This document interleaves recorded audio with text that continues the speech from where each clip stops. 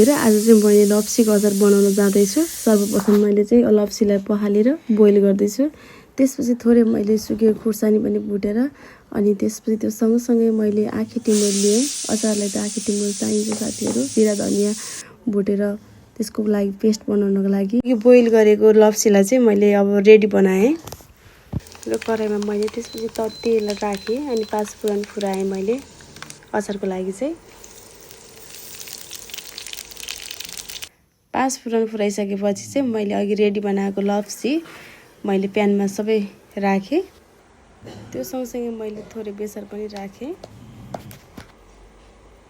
बेसार राखिसकेपछि मैले हल्का चलाएर चाहिँ यसलाई अलिकति रातो भइन्जेलसम्म एकछिन प्यानमै राखेँ लो हिटमा। लप्सीले चाहिने सबै मैले पेस्टहरू बनाएर सबै कुराहरू राखिसकेँ।